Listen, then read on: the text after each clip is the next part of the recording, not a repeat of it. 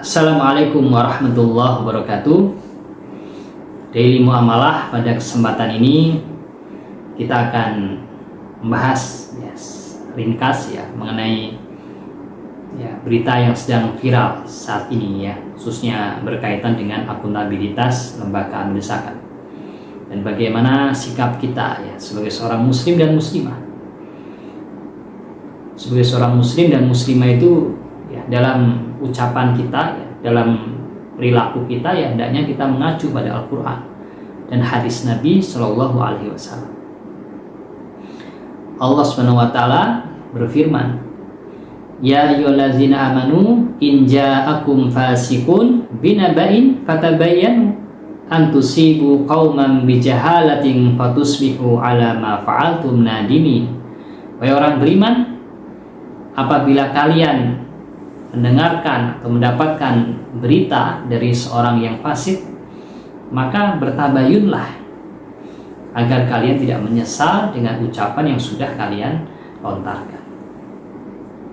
Ayat ini menjadi sebuah pegangan pedoman kita sebagai seorang muslim dan muslimah ketika kita mendengar satu kabar yang masih dalam proses untuk mencari kebenaran dari pihak-pihak yang berwenang maka hendaklah kita menunggu kita tabayun dulu, kita cross check kebenarannya benar atau tidak, agar kita tidak menyesal apa yang sudah kita lakukan dulu.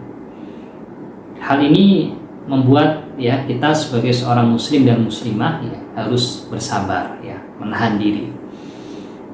Jangan kita memiliki penyakit hati dalam diri kita.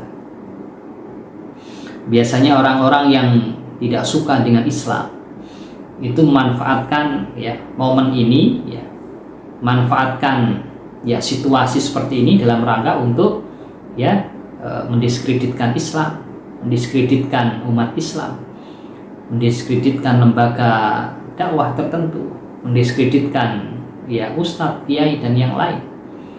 Itu kalau ada penyakit hati,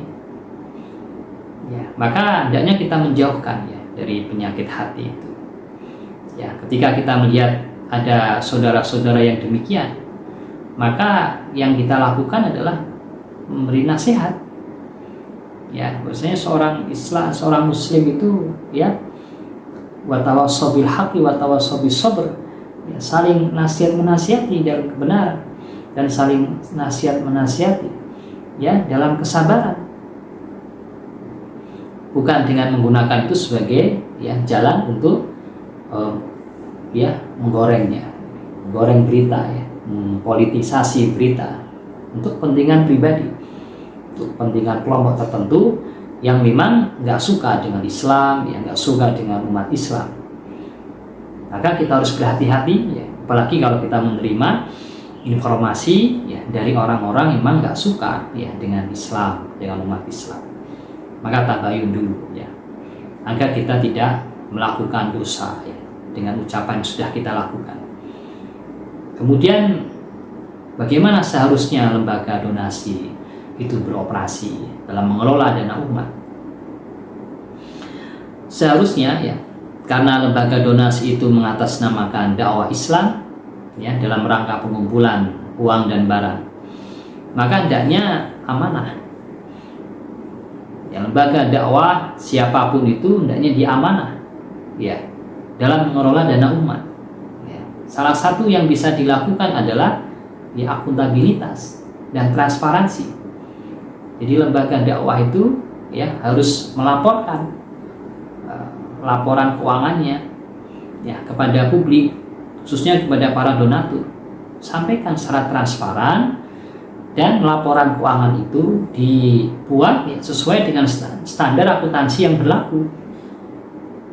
Kalau bagi amil tentu lembaga amil zakat harus mengacu pada standar akuntansi keuangan syariah tentang zakat, itu PSZK 109 tentang akuntansi zakat, itu harus diacu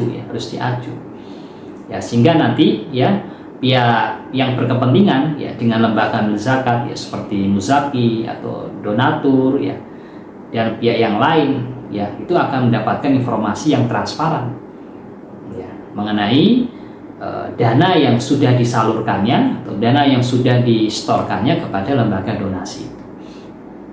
Kemudian mengenai ya gaji amil itu kita masuk pada gaji amil. Mengenai gaji amil itu seharusnya yang benar itu adalah mengacu pada hal yang patut atau kepatutan atau kewajaran. Ya, gaji amil itu harus masuk dalam batas kewajaran dan kepatutan. Ya, kalau sudah terlalu besar ya maka itu nggak patut, nggak wajar. Dan lembaga dakwah perlu ya memahami bahwa gaji amil itu nggak tergantung ya dari jumlah donasi yang dihasilkan, nggak tergantung dari jumlah donasi yang dihasilkan. Iya, karena yang tergantung ya dari jumlah donasi itu adalah bagian amil.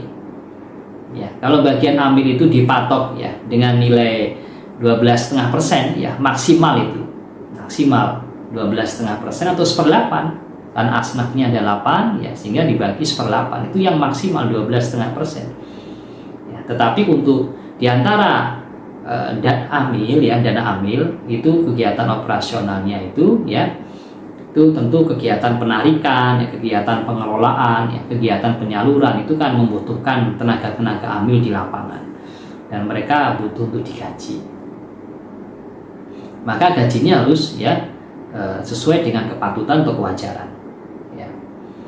Kemudian juga fasilitas-fasilitas itu yang ada itu ya fasilitas yang standar, fasilitas yang standar, jangan fasilitas yang mewah ya. Tinggalkanlah segala kemewahan ya, tinggalkan segala hal yang nanti akan berdampak ya persepsi masyarakat ya, yang nggak bagus ya. Jadi semuanya harus dipedomani oleh lembaga donasi. Lembaga donasi harus menyalurkan dana kepada masyarakat itu ya secara tepat waktu, tepat sasaran ya. Dan kemudian dibuat laporan keuangan secara transparan yang mengacu pada standar akuntansi yang relevan. Dan biaya-biayanya tadi harus dalam batas kepatutan dan kewajaran, khususnya terkait dengan gaji amil dan fasilitas-fasilitas yang ada di dalam. Karena kalau lembaga amil itu dikelola oleh swasta, maka gaji amil itu kan diambil dari dana amil ya, kecuali kalau dikelola oleh negara ya maka gaji amil itu ya kalau memang dibiayai oleh pemerintah ya dalam APBN ya, maka dia nggak boleh menerima dari badan amil zakat. Tapi kalau dari pemerintah tidak mengalokasikan ya untuk gaji amil ya maka diambilkan dari dana amil.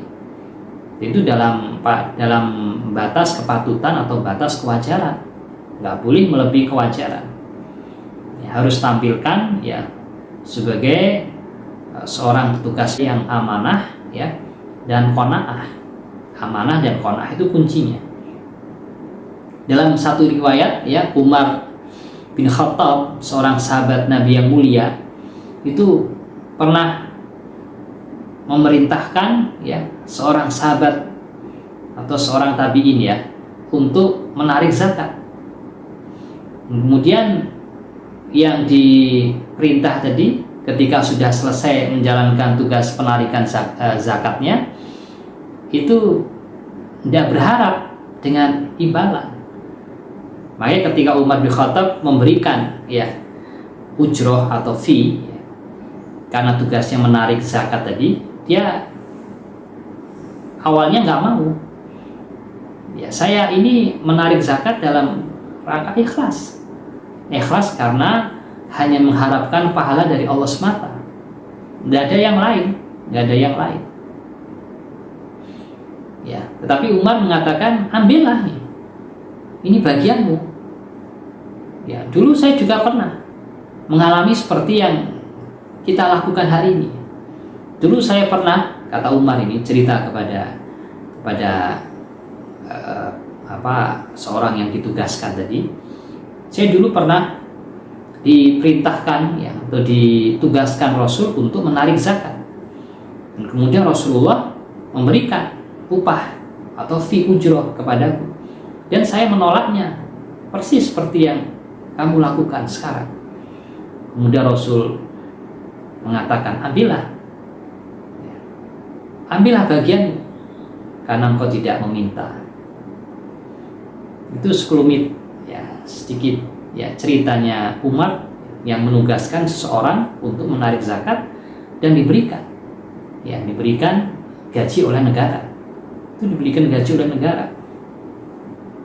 Ya, atau kalau misalnya negara nggak membiayai ya, karena nggak masuk di APBN, ya berarti diambilkan dari dana amil.